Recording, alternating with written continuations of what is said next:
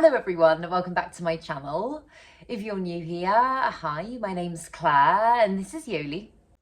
I make videos all about houseplant care, sharing tips and tricks I've learned over the years to help keep your plants happy and healthy. And firstly, I'm aware that I look a little bit blotchy. I had a bad reaction to a peel-off face mask, so now I'm looking a little bit beaten up. But today I'm going to take you through everything you need to know to care for the Philodendron Dean McDowell. I got mine back in January from Grow Tropicals and it only had a couple of leaves when I first got it. And as you can see, it has grown a huge amount in the time that I've had it, to the point that it barely fits on camera anymore. So I'm going to take you through everything I've done to keep mine happy. And yes, I hope you enjoy it. Let's get into it.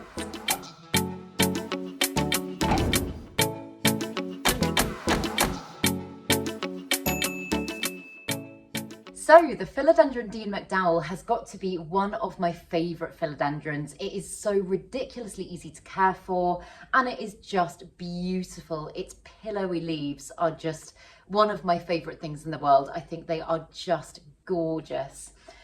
And this plant is a cross between the Philodendron pastazanum and the Philodendron gloriosum. And typically hybrid plants tend to be a little bit more resilient to certain disease and just like general health issues. In my experience, this one has been far less susceptible to pests, for example, compared to the gloriosum, which I've also got in my collection. But it is a crawling plant, which means that it does prefer to grow in a trough planter as opposed to upright in a normal planter. And I do see people growing this plant in a normal planter sometimes. And although for a short amount of time this is possible, you can kind of grow it as an upright plant, it is going to start pushing out. Talking of pushing out, this is pushing me out of the frame, but pushing out of that planter very quickly, and you're not going to be able to achieve the best possible growth unless you're giving it something to climb along instead of up, if that makes sense. And that's simply because this is naturally a crawling plant. It will naturally grow very close to the forest floor. It'll creep along as opposed to climbing upwards like many other philodendrons. So all you want to do, I mean, this is the thing with like any plant care, isn't it? But all you want to do is essentially try to recreate as much of its natural habitat as you possibly can in your own home.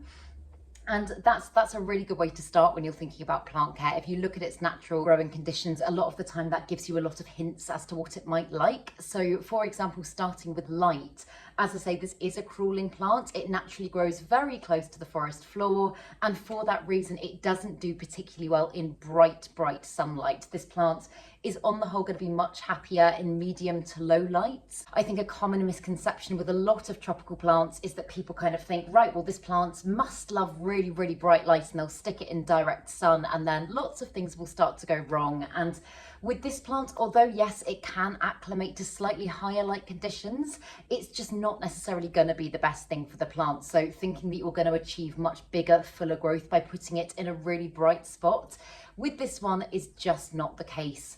I'll put some clips in of the spot that I'm growing mine in, but mine receives absolutely no direct sunlight. And I would say, I mean, the room that I'm in now does get fairly good light all day round, but I would say the spot that it's in, it is fairly sheltered and it's probably kind of at the high end of low light and the bottom end of medium light, if that makes sense. And I just want to clarify as well, when I talk about lower lighting conditions, I absolutely do not mean no natural light. I think that's a very common misconception. People will hear low light and they'll think, well, this plant can survive therefore in the dark. And that is not the case. All plants will require at least some natural light in order to survive and thrive. And a lot of people say that if you're trying to decide whether or not an area is bright enough for a plant, then the best way, and this is a little bit generic, but the best way to think of it is, could you comfortably read a book in that area without any like lamps or lights on? And if the answer is yes, then it's probably going to be okay for lower light plants. If the answer is no, then you need to kind of introduce some grow lights or think of another spot for the plant. But a really important thing to think about with every single new plant that you introduce to your home, but particularly one like this that is kind of perhaps a slightly lower light plant, is looking at the conditions from where your plant just came. Because if your plant has been used to growing in very high light conditions, for example, putting it straight into a lower light spot, even if your plant can kind of take that, is going to be too much of a jump, and it's very likely that you are therefore going to encounter issues. So for example, I know the place that this plant came from. I've I've been to the Grow Tropicals warehouse myself. I kind of knew the lighting conditions and the environment that that plant had come from.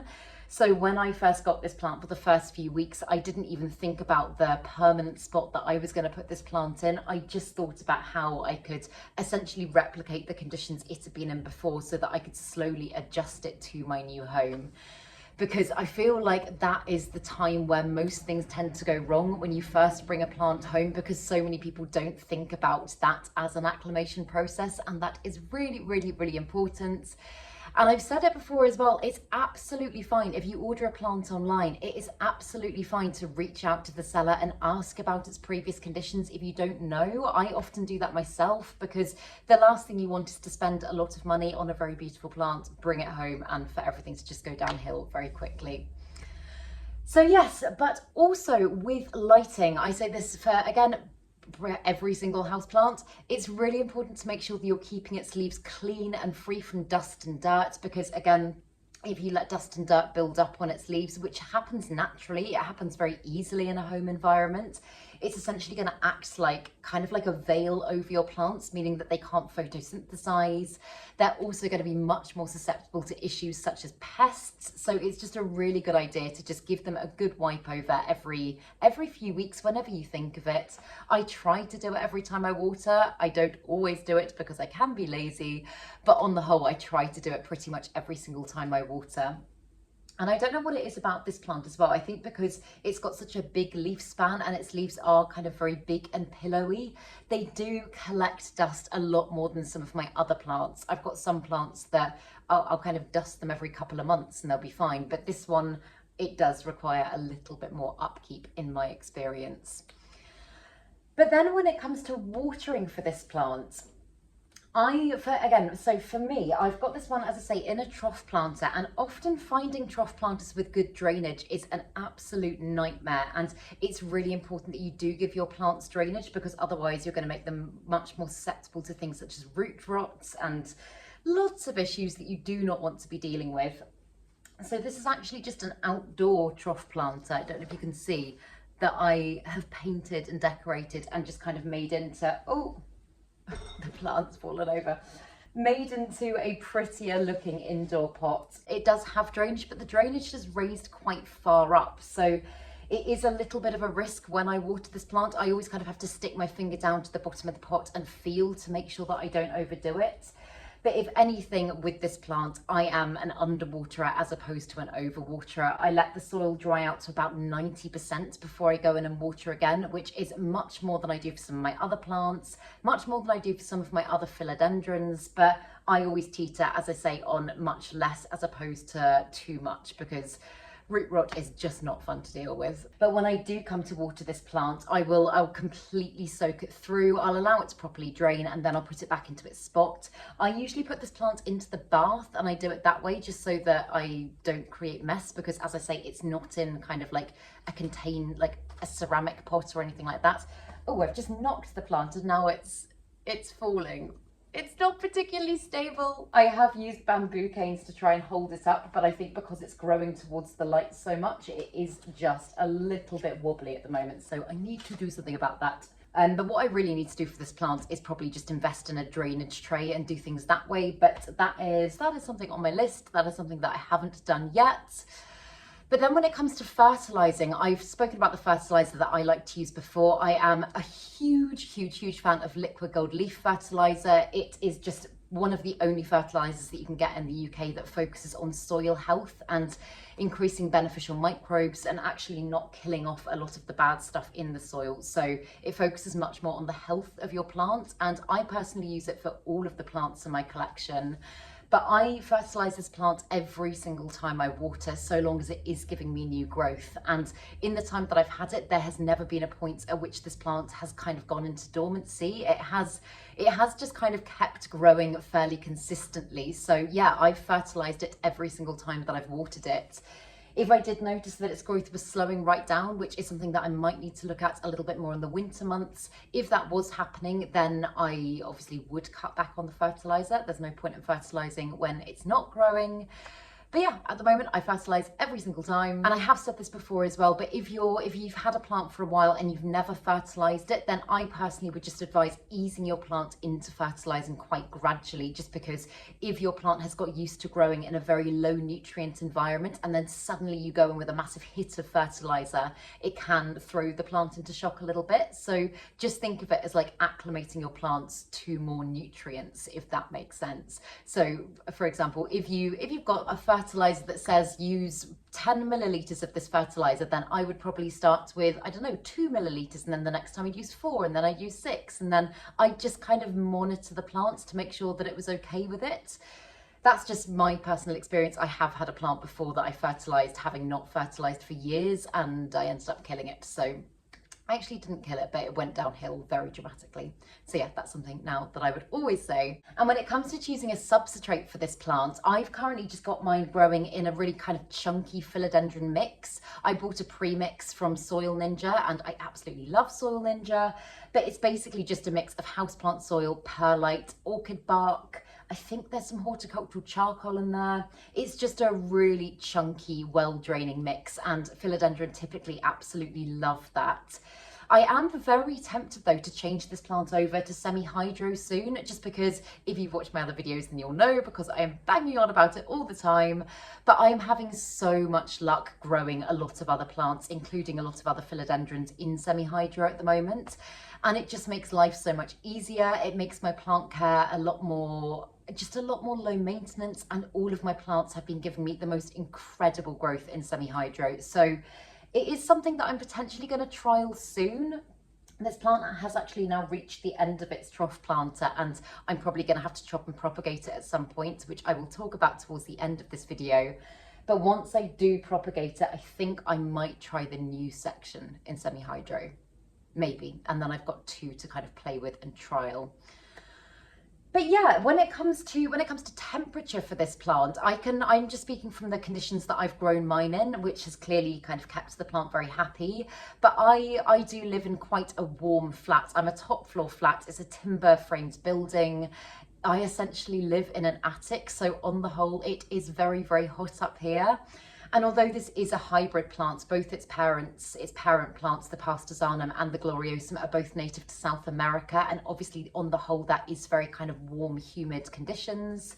So yeah, I would say around about anything between about 20 and 30 degrees Celsius would be absolutely ideal for this plant.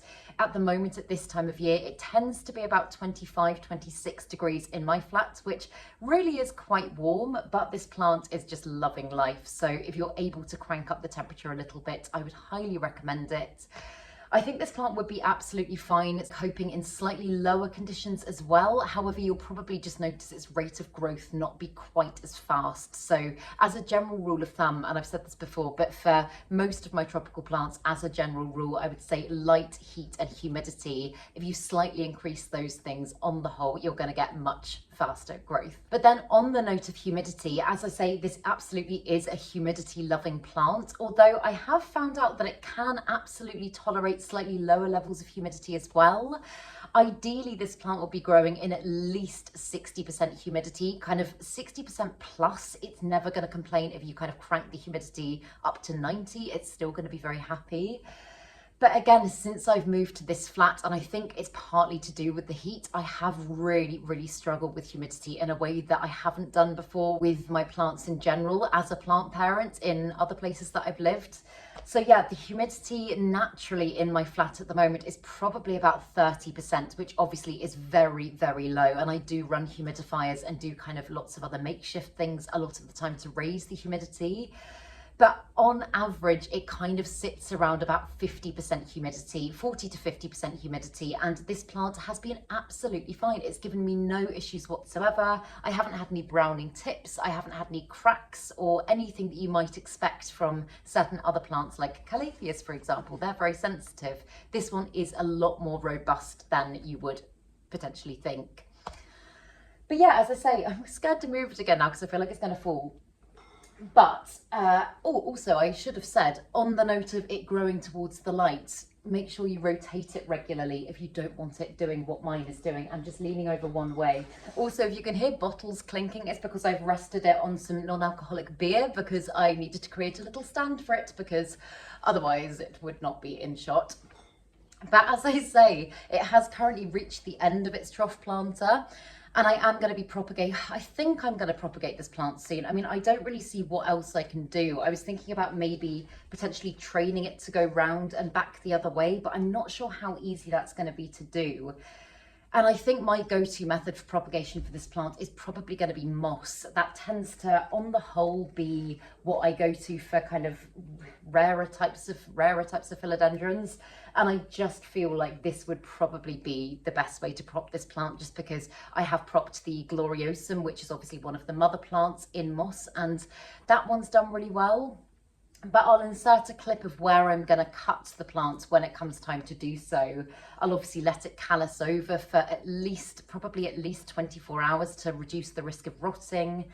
And then, yeah, I'll just pop it into sphagnum moss, make sure it's kept in fairly warm, humid conditions. It might even go into my cabinet because I know that is fantastic conditions for this plant. And I would hope within a month or so, I would start to see some roots. And then, yeah, I will either be potting it back up with this plant, or like I said earlier, I might try a section in semi-hydro and see how that goes. But yeah, I feel like that is pretty much the gist of it for this plant. That's everything that I've done so far to keep mine growing well and happy for me. If you've got any questions, then please do comment them down below and I will do my best to help. If you've got any tips as well that I haven't covered, please do let me know in the comments down below. But if you enjoyed this video and if you found it useful, please make sure to give it a thumbs up, subscribe to my channel, have a lovely day, and I will see you in the next video.